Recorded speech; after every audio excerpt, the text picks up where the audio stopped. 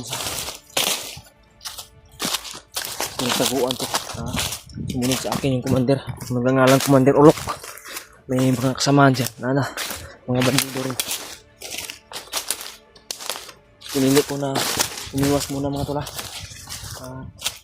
Yung pakay ko talaga dito sa pagbalik ko ay makita sila brother. Hanapin ko talaga sila mga tol. Saan talaga sila ngayon banda. At nandito na ako sa area mga tol.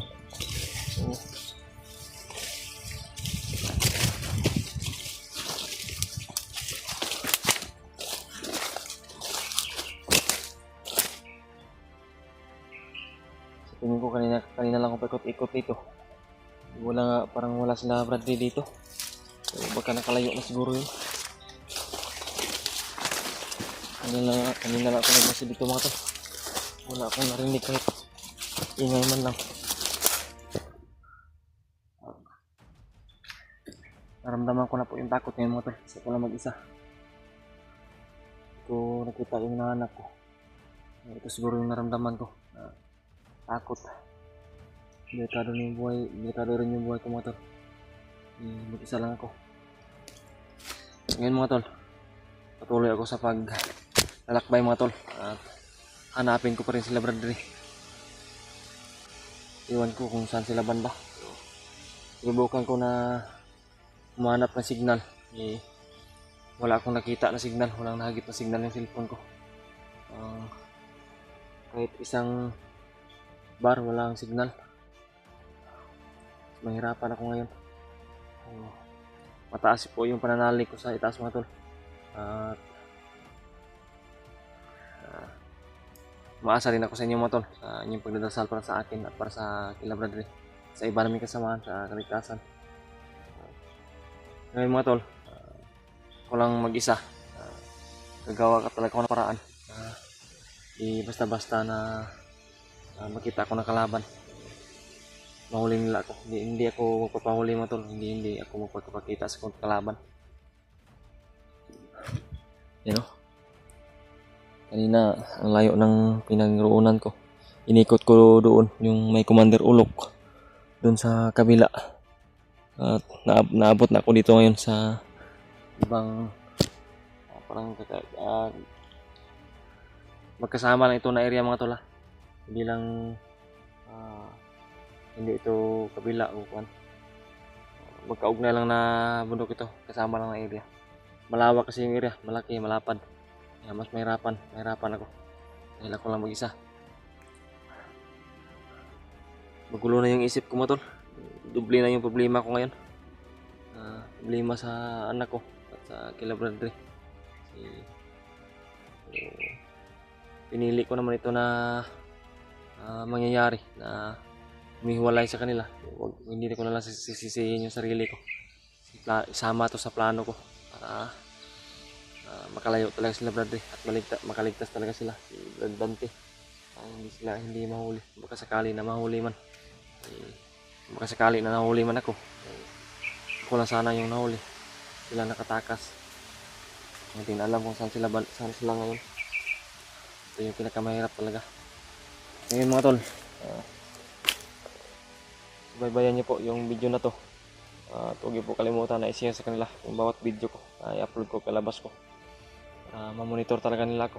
Malaman nila kung ano yung ginagawa ko ngayon dito. Wala kong iba na hinahanap mga tol. Sila lang muna yung hinahanap ko bago yung anak ko at anak ni brother. Mahirap din. Hindi ko sila hanapin. Kung didiretso ako doon sa nakalagay yung anak ko, hindi ko rin alam mga tol kung saan nakalagay kasi si Badante na talaga yung nakakaalam. Ito yung problema ko ngayon. Napasan ko yung mundo mga tol. Malaki na problema ko ngayon.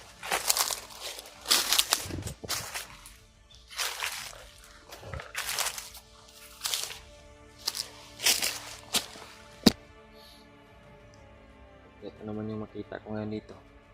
Marinig. Kukuha talaga ako ng informasyon mga tol. Kailangan ko kukuha ng informasyon. Sana ay hindi na ako nasundan ng Commander Ulok ngayon. Malayo na naman ako. Siguro hindi na yun nakasunod sa akin.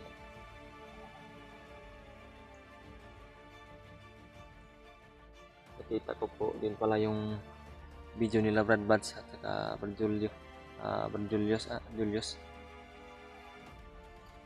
Nahirapan din sila doon sa rescue nila na nangangalang Master D kasi iwan ko, di ko nasubaybayan kasi mahina yung signal pag bili ko sa video nila. Nahirapan si Brad Buds doon, banda mga to. Nahirapan silang dalawa na kasi marami din po yung kalaban doon. Napaka-critical talaga ng kabundukan ngayon. Kumakalat na po talaga yung mga masasamang loob tulad ng mga bandido, mga commander na hangarin ay hindi kabutihan, hangarin ay kasamaan.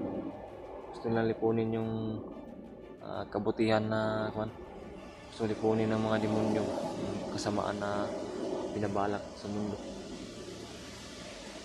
Sa problema, nandadamay pa ng mga ibang tao. Marami din ako nakita sa Facebook mga tol, mga missing na mga babae, mga dalaga na babae. Missing yung mga babae na dalaga ngayon. Kasi sigurado pa ako yung may gawa niyan na mga problema ngayon sa ibaba, sa syudad. Pero sigurado pa ako na mga bandido po yung mga dumukot sa mga nami-missing ngayon. May mga na-missing man dyan sa lugar ninyo na babae, bata. Isa lang po yung may kagagawan yan. Ito mga hayop na hinayupak na nandito sa bundok. Yung hangarin ay kasamaan. Hindi natin alam kung anong gagawin sa mga dalaga o babae na makukuha na makikidnap nila sa ibaba. Tingnan ko. Tidang ninyo mga bandido dito. Puro masama yung nasa isip.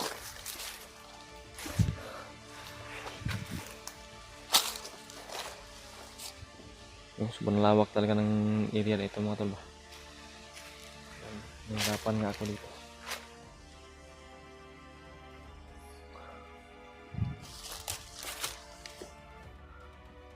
So, kailangan ko na magsayang ng oras para makapagmasid. Di padalos-dalo sa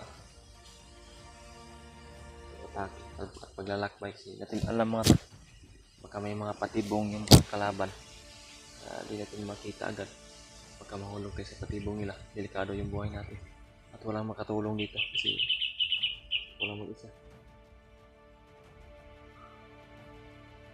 Sana mga tol, sila Brad Raymart ay ligtas at hindi mahirapan na makaabot dito banda sa area na ito. Hiling ko talaga magsama-sama kami, nailigtas yung anak namin. Kailangan talaga kami ng tulong. Ulit ko po ito sasabihin mga tol. Sana ay i-message po sila o mensahe. Nanawagan po ako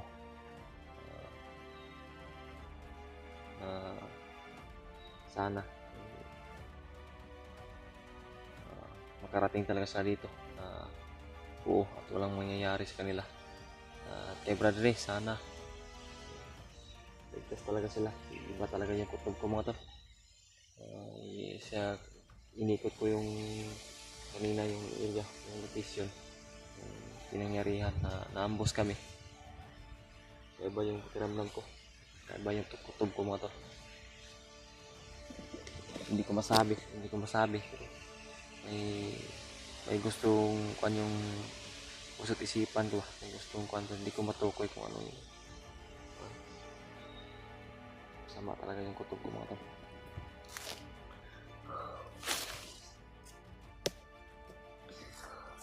Yan, nagtahan ako sa paglaakbay, patuloy ko mga tol. Kinakapitan ko ngayon, kapit na kapit. Panginoon talaga yung pagdadasal. Yung isa sa pinakamahalaga na proteksyon.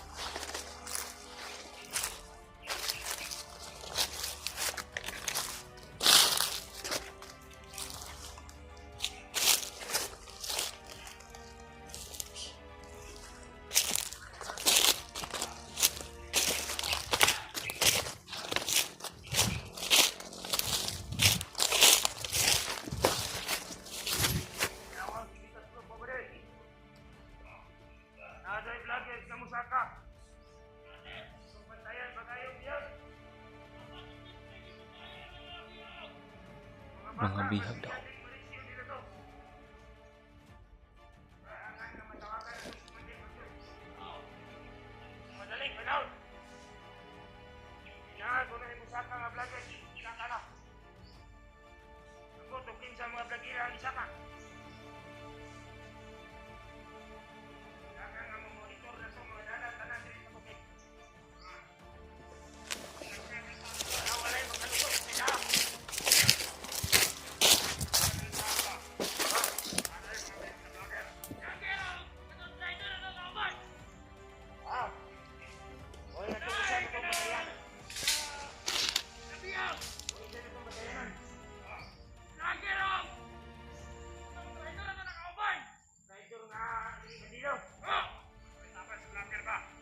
Kadang mga tol. Natugma yung kutob ko mga tol. Nakakaiba yung masama yung kutob ko. Vlogger daw. May nahuli silang vlogger. Yung kabilang grupo. May nahuling vlogger. May kasamang bandido. Wala na akong ibang hinala mga tol. Si brother lang yung may kasamang bandido mga tol.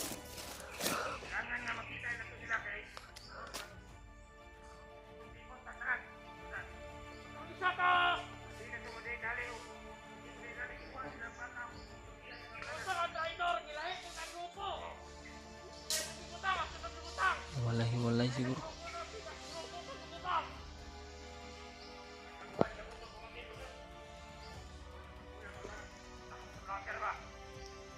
Lagi.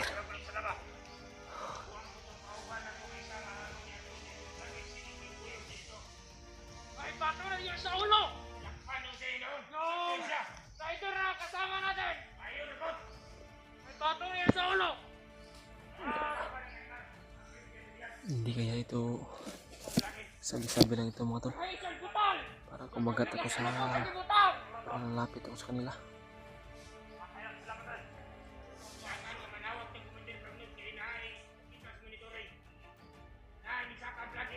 Hindi ako makapaniwala mga tol sa sinasabi nila ngayon may vlogger na nahuli at may kasamang isang bandido at rider.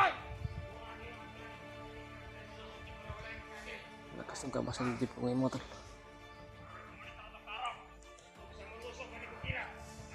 Hindi muna ako maniwala mga tol.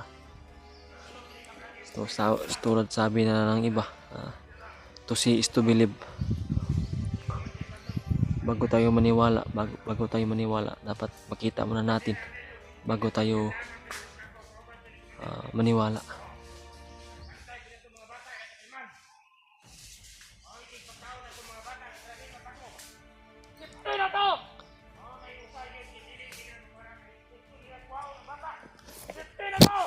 Mga bata!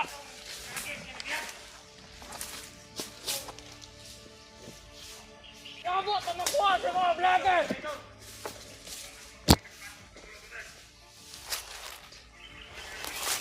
Patayin ko ito mga tol. Ako nang itong patang sa ulo!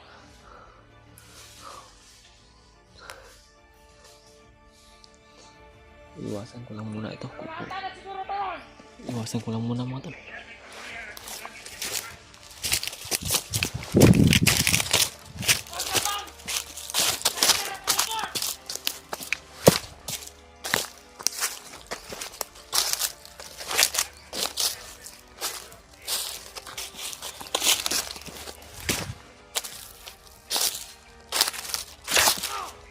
Wala sa kanila itong isa.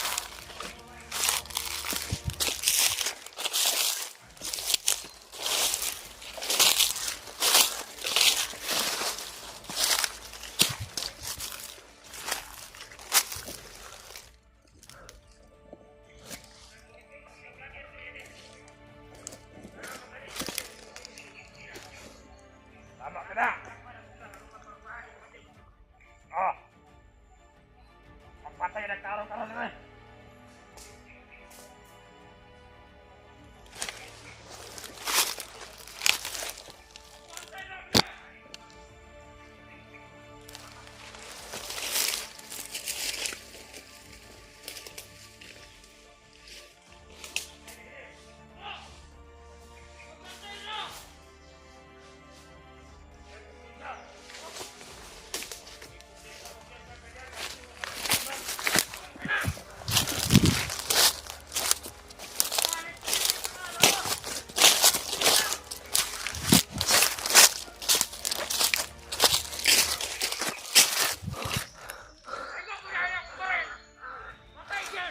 Iwak mga tol.